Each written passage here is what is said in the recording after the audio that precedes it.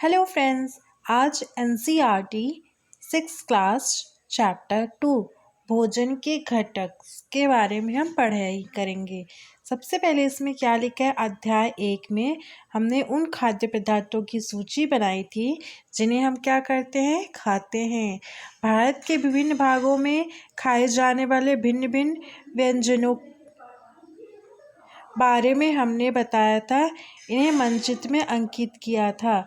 इस प्रकार भोजन में चपाती, दाल, बैंगन और भरता हो सकता है, तो दूसरे में चावल हो सकता है, सांभर तथा भिंडी हो सकती है। इसके अतिरिक्त अन्य भोजन में अप्पम, मछली, सब्जियां हो सकती हैं। आमतौर पर हमारे आहार में अन्न से बना कम से कम एक व्यंजन होता है। दूसरे खाद्य पदार्थों में दाल या मांस, कोई व्यंजन तथा सब्जी हो सकती है। इसमें दही, मट्ठा तथा अचार भी शामिल हो सकते हैं। इस तरह के आहार के कुछ उदाहरण सारणी 2.1 में दिए गए हैं। अध्याय 1 में प्रस्तावित क्रियाकलाप 2 में आपके द्वारा सारणी में दर्शाए गए व्यंजन छांटें। इस सूची में कुछ अन्य व्यंजन जोड़िए तो इस सारणी में 2.1 में दर्शाए गए विधि से पूरा कीजिए। कभी कभी हम अपने भोजन में वस्तुतः इन सभी व्यंजन को नहीं ले पाते। यदि हम यात्रा में हों तो हम वही खा लेते हैं जो रास्ते में क्या हमारे पास उपलब्ध हो। हम में से कुछ लोगों के लिए संभव नहीं हो पाता कि इस तरह के विविध व्यंजन हर समय खा सकें। आहार में विभिन्न खाद्य पदार्थों को इस तरह का वितरण कोई न कोई आधार होना चाहिए। क्या हमारे शरीर को विशिष्ट प्रयोजन के लिए विभिन्न प्रकार के भोजन की आवश्यकता होती है। विभिन्न प्रकार के खाद्य पदार्थ क्या होता है, हम जानते हैं प्रत्येक व्यंजन में से एक से अधिक प्रकार की कच्ची सामग्री से बना होता है जो हमें पादप या जंतुओं से मिलते हैं। विभिन्न क्षेत्र राज्यों के समान है। क्षेत्र, राज्य, अन्य व्यंजन, दाल, मांस, सब्जियां, अन्य व्यंजन। पंजाब, आंध्र प्रदेश में क्या होता है, मक्के की रोटी, राजमा, सरसों का साग, दही, घी। आंध्र प्रदेश चावल, अरहर की दाल, कुदरू, मट्ठा, घी, अचार। इस कच्ची सामग्री के संगठक क्या है, इस कच्ची सामग्री में हमारे शरीर के लिए कुछ आवश्यक घटक भी होते हैं। घटक जैसे मतलब कंपोनेंट, इन घटकों को हम क्या कहते हैं, पोषक। पोषक मतलब होता है न्यूट्रिएंट्स। हमारे भोजन मुख्य पोषक कार्बोहाइड्रेट होता है, प्रोटीन होता है, वसा होता है, विटामिन होता है और खनिज लवण होता है। इसके अतिरिक्त हमारे भोजन में रुक्षांश तथा जल भी शामिल हैं जिनकी हमारे शरीर को क्या होती है, आवश्यकता होती है। क्या सभी खाद्य पदार्थों में सभी पोषक तत्व उपलब्ध होते हैं? कुछ साधारण विधियों से हम यह जान सकते हैं। कच्ची सामग्री या पके हुए भोजन में से कौन सा एक अधिक पोषक उपस्थित है? कार्बोहाइड्रेट, प्रोटीन तथा वसा के परीक्षण अन्य पोषक परीक्षणों की अपेक्षा सरल हैं। आइए इन परीक्षणों को करके परीक्षणों की सारणी 2.2 में लिखें। इन परीक्षणों को करने के लिए आपको iodine, copper sulphate, caustic soda, विलेनों की आवश्यकता होगी। इन परीक्षणों को करने के लिए आपको क्या क्या चाहिए, आयोडीन चाहिए, कॉपर सल्फेट चाहिए, कास्टिक सोडा और विलेनों की आवश्यकता होगी। आपको कुछ परख नली तथा एक डॉपर की भी आवश्यकता होगी। इन परीक्षणों को पके हुए भोजन तक कच्ची सामग्री पर करें। इन परीक्षणों से प्राप्त परीक्षणों को सारणी 2.2 में दर्शाए गए तरीकों से लिख सकते हैं। इस सारणी में कुछ खाद्य पदार्थ दर्शाए गए हैं। अपना परीक्षण अन्य किसी उपलब्ध खाद्य पदार्थ पर कर सकते हैं। इन परीक्षणों को आपको क्या टेस्ट जो है सावधानी से कीजिए और किसी भी रसायन को खाने या चखने का प्रयास मत करिए। मतलब हम जब किसी भी खाद्य पदार्थ का टेस्ट कर रहे हों तो उसे हमें खाने और चखने की ज़रूरत नहीं है। यदि आवश्यक विलयन तत्काल उपलब्ध नहीं है, यदि जो आवश्यक विलयन है तत्काल उपलब्ध नहीं है तो अपने अध्यापक निम्न विधि द्वारा उन्हें तैयार कर सकते हैं। आपके पास अगर कोई विलयन नहीं है तो उसे तैयार कर सकते हैं। आइए विभिन्न खाद्य पदार्थों की जांच करें। मतलब हमें विभिन्न बहुत सारे ऐसे पदार्थ हैं जिनके जांच करने पर हमें पता चलेगा कि जैसे आलू में क्या पाया जाता है, कार्बोहाइड्रेट या प्रोटीन, भिंडी में क्या पाया जाता है। इसमें कार्बोहाइड्रेट की उपस्थिति, कार्बोहाइड्रेट के कई प्रकार होते हैं। कार्बोहाइड्रेट के क्या कई प्रकार होते हैं। हमारे भोजन में पाए जाने वाले मुख्य कार्बोहाइड्रेट क्या है? हमारे भोजन में मुख्य पाए जाने वाले कार्बोहाइड्रेट क्या है? मड, शर्करा के रूप में है।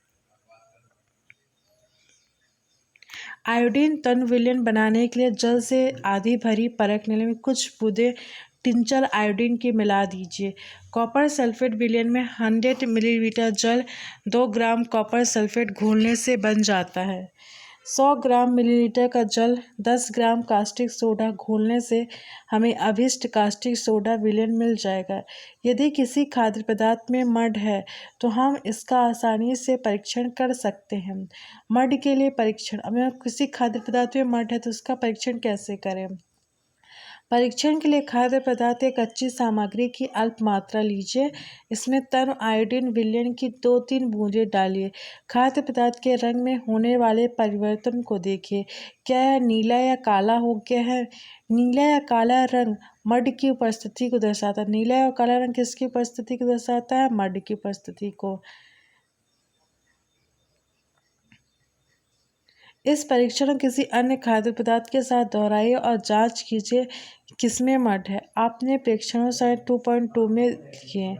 प्रोटीन के लिए परीक्षण, प्रोटीन के परीक्षण के लिए किसी भी खाद्य पदार्थ की थोड़ी मात्रा लीजिए। जिस खाद्य पदार्थ का परीक्षण करना है यदि वह ठोस है तो पहले उसका पेस्ट अथवा चूर्ण बनाने की आवश्यकता होती है। खाद्य पदार्थ की थोड़ी मात्रा को पीस कर डालकर उसे चूर्ण से एक पर साफ परख नली में डाल दें। फिर 10 बूंदें जल डालकर उसे अच्छी तरह हिलाएं। अब डॉपर की सहायता से परख नली की 2 बूंदें कॉपर सल्फेट के विलयन में तथा 10 बूंदें कास्टिक सोडा के विलयन में डालिए।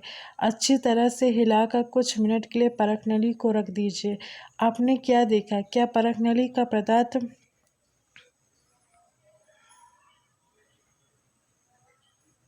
बैंगनी रंग का हो गया है? बैंगनी रंग खाद्य पदार्थ में किसकी उपस्थिति को दर्शाता है? प्रोटीन की उपस्थिति को दर्शाता है। अब आप इस परीक्षण को किसी दूसरे खाद्य पदार्थ के साथ दोहरा सकते हैं। वसा के लिए परीक्षण, अगर किसी खाद्य पदार्थ में वसा है तो उसके परीक्षण के लिए हमें क्या करना चाहिए?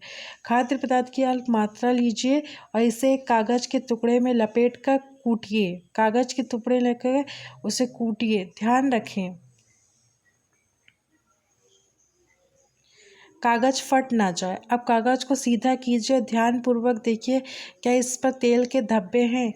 मतलब कागज में हमें क्या लिखना है? उसको कुछ खाद्य पदार्थ रखना है और उसे फिर कूटना है। क्या उसमें कागज में को किसी प्रकार के कागज को किसी प्रकार के सामने लाएं। आपको इसमें धब्बे होकर आने वाला धुंधला प्रकाश भी दिखाई देगा। कागज पर तेल का धब्बा खाद्य पदार्थ में वसा की उपस्थिति दर्शा। अगर कागज में तेल है तो किसकी उपस्थिति को दर्शाता है? वसा की उपस्थिति दर्शाता है। खाद्य पदार्थ में कभी कभी जल की कुछ मात्रा भी हो सकती है। इस दशा में इन पदार्थों को कागज पर धीरे धीरे रगड़िए और कुछ समय के लिए कागज को क्या कर दीजिए? सुखा दीजिए। ठीक है। यदि खाद्य पदार्थ में कुछ जल आए तो उसे सूख जाएगा। इससे अगर खाद्य पदार्थ में कुछ जल आता है वो सूख जाएगा। इसके बाद यदि कागज पर तेल का कोई धब्बा ना हो तो यह पता चलता है खाद्य पदार्थ में वसा की उपस्थिति नहीं है।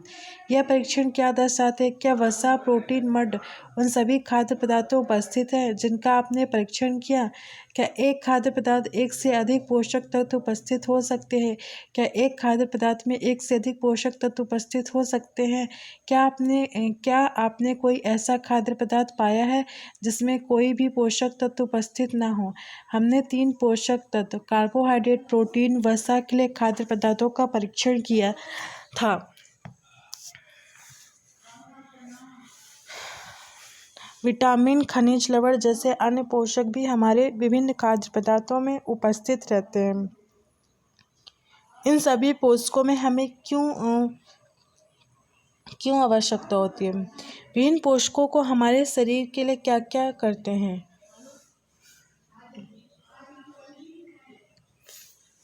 विभिन्न पोषक हमारे शरीर के लिए क्या करते हैं?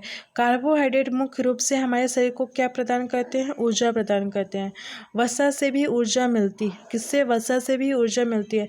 वास्तविकता यह है कि कार्बोहाइड्रेट की तुलना में वसा के समान मात्रा से अधिक ऊर्जा प्राप्त होती है। कार्बोहाइड्रेट मुख्य रूप से हमारे शरीर को क्या प्रदान करते हैं?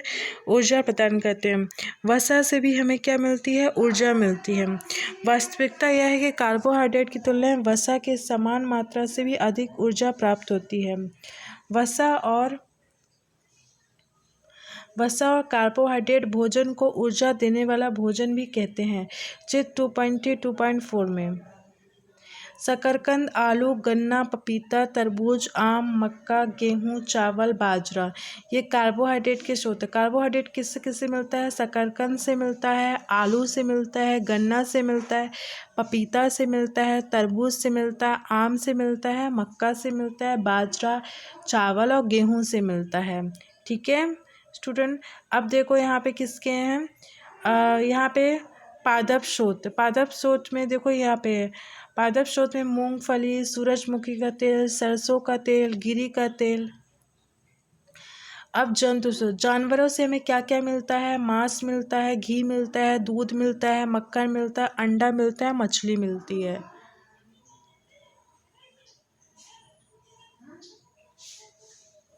ये देखो चना, मूंग, तुअर दाल, राजमा, मटर, सोयाबीन। मांस, मछली, पनीर, दूध, अंडे। विटामिन सी के स्रोत क्या क्या है? अमरूद है, मिर्ची है, नींबू है, आंवला है, टमाटर है, संतरा है। विटामिन बी के स्रोत क्या क्या है? चावल, गेहूँ, यकृत। विटामिन डी के स्रोत क्या हैं? दूध, मक्खन, मछली, अंडे। प्रोटीन की आवश्यकता शरीर की वृद्धि और स्वस्थ रहने के लिए होती है। प्रोटीन युक्त भोजन को प्रायः शरीर वर्धक भोजन कहते हैं। विटामिन रोगों से हमारे शरीर की रक्षा करते हैं। विटामिन हमारी आँखों, अस्थियों और दांतों, मसूड़ों को स्वस्थ रखने में भी सहायता करते हैं। विटामिन रोगों से हमारे शरीर से क्या करते हैं? रक्षा करते हैं। विटामिन हमारी आँखों, अस्थियों, दांत और मसूड़ों को स्वस्थ रखने में सहायता करते हैं। विटामिन कई प्रकार के होते हैं जिन्हें अलग अलग नामों से जाना जाता है। इनमें से कुछ विटामिन ए है, vitamin B, vitamin C, vitamin D, vitamin E, vitamin K है जाना जाता है। विटामिन के एक समूह को विटामिन बी कॉम्प्लेक्स कहते हैं। हमारे शरीर में सभी प्रकार के विटामिन्स की अल्प मात्रा में आवश्यकता होती है। विटामिन ए हमारी त्वचा तथा आँखों को स्वस्थ रखता है। विटामिन ए जो है हमारी त्वचा, आँखों को स्वस्थ रखता है। विटामिन सी बहुत सारे रोगों से लड़ने हमारी मदद करता है।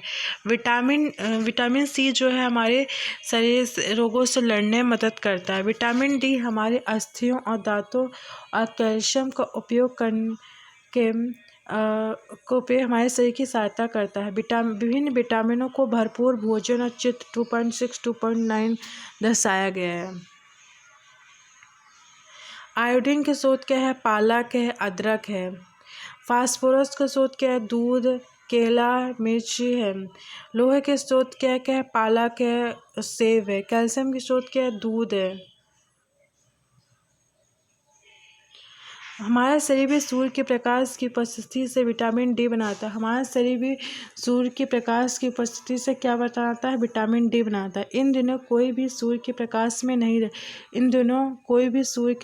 में नहीं रह पाता है, जिससे लोगों में इसकी कमी हो जाती है।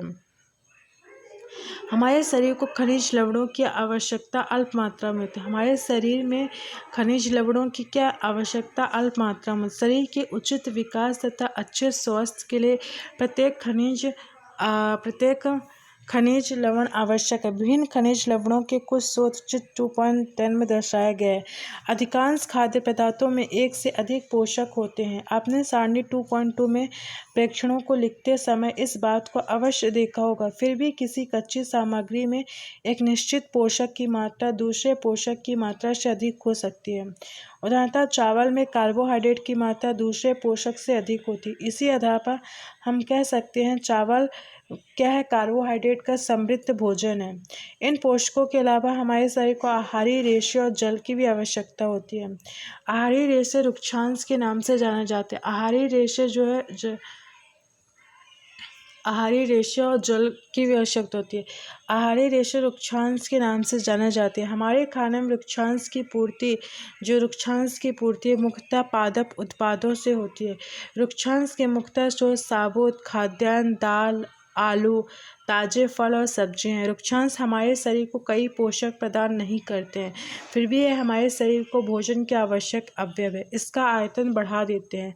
रुक्षांश बिना पचे भोजन को बाहर निकालने हमारे शरीर की सहायता रुक्षांश जो है बिना पचे भोजन को बाहर निकालने में सहायता करते हैं। जल भोजन में उपस्थित पोषक को अवशोषित करने हमारे शरीर की सहायता है। जो जल है भोजन में उपस्थित पोषक को अवशोषित करने हमारे शरीर के क्या करते हैं, सहायता करते हैं। ये कुछ अपशिष्ट पदार्थ जैसे कि मूत्र, पसीने को शरीर से बाहर निकालने में सहायता करते हैं। सामान्यतः हमारे शरीर को जितने जल की आवश्यकता होती है वह हमें उन वस्तुओं से प्राप्त होता है जिन्हें हमें द्रव के रूप में लेते हैं। मतलब जितना भी हमें पानी की आवश्यकता होती है वो हम किससे लेते हैं, जो हम द्रव के रूप में लेते हैं, जैसे जल हो गया, दूध हो गया, चाय हो गया। इसके अतिरिक्त हम जो भी कुछ भोजन में पकाते हैं उससे भी पानी का प्रयोग किया जाता है।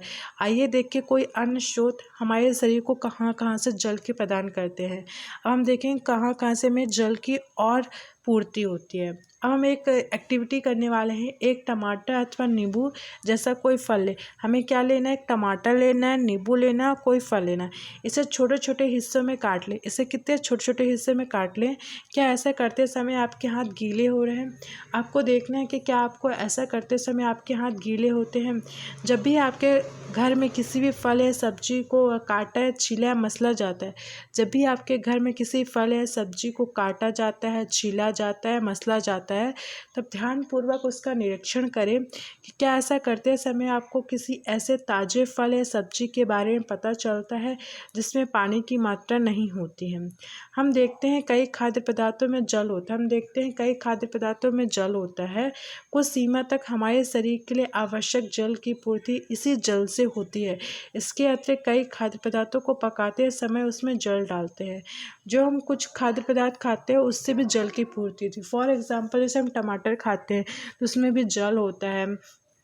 और भी जैसे नींबू हो गया, ऐसे कई सारे फल फ्रूट है, जैसे तरबूज है, तरबूज में भी बहुत सारा पानी होता है। गर्मियों में हम जब खाते हैं तो उससे भी हमारी क्या जल की पूर्ति हो जाती है। अब इसमें देखना है संतुलित आहार। संतुलित आहार क्या होता है? सामान्यतः पूरे दिन में जो कुछ भी हम खाते हैं उसे आहार कहते हैं।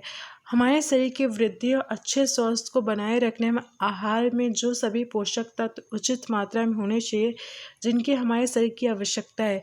कोई भी पोषक तत्व न आवश्यकता से अधिक हो ना ही कम हो। हमारे आहार में पर्याप्त मात्रा में रुक्षांश और जल भी होना चाहिए। हमारे आहार में पर्याप्त मात्रा में क्या रुक्षांश और जल भी होना चाहिए। इस प्रकार के आहार को संतुलित आहार कहते हैं। क्या आप सोचते हैं प्रत्येक आयु वर्ग के लोगों को एक प्रकार के आहार की आवश्यकता होती है? क्या आप सोचते हैं प्रत्येक आयु वर्ग के लोगों में एक ही प्रकार के आहार की आवश्यकता होती है? क्या आप यह भी सोचते हैं कि हमारा संतुलित आहार है हमारे शरीर के कार्य पर निर्भर करता है। एक सप्ताह की अवधि में आप जो भी खाते हैं उसका एक चार्ट तैयार कीजिए। जांच कीजिए प्रतिदिन जो भोजन आप करते हैं क्या उसमें सभी पोषक तत्व उपस्थित हैं। जैसे दाल हो गया, मूंगफली हो गया, सोयाबीन हो गया, अंकुरित बीज हो गया, मूंग या चना। किण्वित भोजन दक्षिण भारतीय भोजन जैसे इडली, आटे का मिश्रण, मिस्सी रोटी, थेपला, अनाज, दालों से बना, केला, पालक, सत्तू, गुड़, उपलब्ध सब्जियां। इसी प्रकार के अन्य भोजन कई प्रकार के पोषक उपलब्ध कराते हैं। इसीलिए कोई व्यक्ति अल्पव्यय भी संतुलित आहार खा सकता है। उचित प्रकार का भोजन करना ही पर्याप्त नहीं है, इसे उचित तरीके से पकाना भी चाहिए। पहले यह जानने के लिए उत्सुक है कि क्या जंतुओं के भोजन में ये सभी अवयव होते हैं, क्या उन्हें भी संतुलित भोजन की आवश्यकता है। पोषक तत्व नष्ट ना हो। क्या आप जानते हैं कि पकाते समय कुछ पोषक नष्ट हो जाते हैं? छिलका उतार कर यदि सब्जी या फलों को धोया जाता है तो यह संभव है कि उनके कुछ विटामिन भी नष्ट हो जाते हैं। सब्जियों और फलों की त्वचा में कई महत्वपूर्ण विटामिन और खनिज लवण होते हैं। चावल और दालों को बार बार धोने से उनमें उपस्थित विटामिन और कुछ खनिज लवण अलग अलग हो जाते हैं। हम सभी जानते हैं कि पकाने से भोजन का स्वाद बढ़ता है, इसे पचाने में आसानी होती है। इसके साथ साथ पकाने में कुछ पोषक तत्वों की हानि भी हो सकती है। यदि भोजन पकाने में अत्यधिक जल का उपयोग किया जाता है और बाद में उसे फेंक दिया जाता है तो कई लाभदायक जो प्रोटीन हैं और खनिज लवणों की भी हानि हो जाती है। पकाने में विटामिन सी आसानी से गर्मी में नष्ट हो जाता है। क्या हो जाता है? नष्ट हो जाता है। क्या यह उचित नहीं होगा कि हम अपने आहार में फल और कच्ची सब्जियों को भी सम्मिलित करें? भुजू ने सोचा कि हर समय वसा युक्त खाना सर्वोत्तम भोजन ही है। एक भुजू नाम का व्यक्ति है, उसने सोचा कि वसा युक्त खाना सर्वोत्तम भोजन ही है। उसमें एक कटोरी में से कार्बोहाइड्रेट भोजन की अपेक्षा में एक कटोरी वसा युक्त भोजन अधिक ऊर्जा देगा। क्या ऐसा नहीं होता? अतः उसने तली हुई चीज़ें, समोसा, पूरी, मलाई, रबड़ी, पेड़ा आदि वसा प्रचुर मात्रा में भोजन में खाए, इसके अलावा कुछ नहीं खाया। क्या आप सोचते हैं कि वह ठीक था? निसंदेह नहीं। इतना अधिक वसा युक्त भोजन खाना हमारे लिए बहुत हानिकारक हो सकता है। हमारे भोजन में वसा की मात्रा अत्यधिक मोटापे का कारण बनती है। अभावजनक एक व्यक्ति खाने के लिए पर्याप्त भोजन पा रहा है, लेकिन कभी कभी उसके भोजन में किसी विशेष पोषक की कमी हो जाती है। यदि यह कमी लंबे अवधि तक रहती है तो वह व्यक्ति उसके अभाव से ग्रसित हो जाता है। एक से अधिक पोषक तत्व हमारे अभाव में हमारे शरीर के रोग अथवा विकृतियां उत्पन्न कर सकता है। वे रोग जो लंबी अवधि तक पोषक अभाव के कारण होते हैं उन्हें अभावजन्य रोग कहते हैं। यदि कोई व्यक्ति भोजन में पर्याप्त प्रोटीन नहीं ले रहा है तो उसे कुछ रोग हो सकते हैं, जैसे वृद्धि का अवरोध होना, चेहरे पर सूजन आना, बालों के रंग उड़ना, त्वचा की बीमारियां, पेचिश आदि। यदि प्रोटीन और कार्बोहाइड्रेट दोनों ही किसी व्यक्ति के आहार में एक लंबे समय तक अनुपस्थित है यदि जो प्रोटीन है, कार्बोहाइड्रेट है, दोनों ही किसी व्यक्ति के आहार में एक लंबे समय तक अनुपस्थित रहे तो उसकी वृद्धि पूरी तरह से अवरुद्ध हो जाएगी। एक ऐसा व्यक्ति जो बहुत दुबला पतला हो जाएगा वह इतना दुर्बल हो जाएगा कि चलने में ही क्या होगा? असमर्थ होगा। विभिन्न विटामिन और खनिज लवणों के अभाव में विभिन्न रोग अथवा विकृतियां हो सकती हैं। इनमें से कुछ सारणी 2.3 में दर्शाए गए सभी अभावजन्य रोगों की रोकथाम और संतुलित आहार लेने की जा सकती है। इस अध्याय में हमने स्वयं से यह जानने की कोशिश की कि विभिन्न क्षेत्रों के भोजन में इतनी अधिक विविधता होते हुए आहार में पोषक तत्वों का वितरण सामान्य है। यह वितरण हमारे भोजन में आवश्यक पोषक तत्वों की उपस्थिति सुनिश्चित करता है। अब देखो, विटामिन और खनिज लवणों के अभाव के कारण होने वाले कुछ रोग, जैसे विटामिन ए की कमी से हमें क्या? क्षीणता, दृष्टिहीनता, मतलब दिखाई देना कम हो जाता है। कमजोर दृष्टि, अंधेरे में कम दिखाई देना, कभी कभी पूरी तरह से दिखाई देना बंद हो जाना। विटामिन B1 से बेरी होता है, दुर्बल पेशियां, काम करने की ऊर्जा की कमी। विटामिन सी से क्या होता है? स्कर्वी रोग होता है, मसूड़ों से खून निकलना, घाव भरने में अधिक समय लगना। विटामिन डी से क्या होता है? रिकेट्स होता है, अस्थियों को मुलायम होकर मुड़ जाना। कैल्शियम, अस्थियां और दंत क्षय, कमजोर अस्थियां और दंत क्षय। आयोडीन से घेंगा और गॉइटर होता है, गर्दन की ग्रंथि का फूल जाना, बच्चों में मानसिक विकलांगता। लोहे से अरक्ता और कमजोरी आती है। यह फसाई मानकों के अनुसार दृढ़ीकृत खाद्य पदार्थों का लोग है। खाद्य प्रशोधनीय अभिप्राय है मुख्य भोजन जैसे चावल, गेहूँ, तेल, दूध, नमक, प्रमुख विटामिन, खनिज को मिलाकर उसके पोषक तत्वों का उत्तम बनाना है। Thank you so much.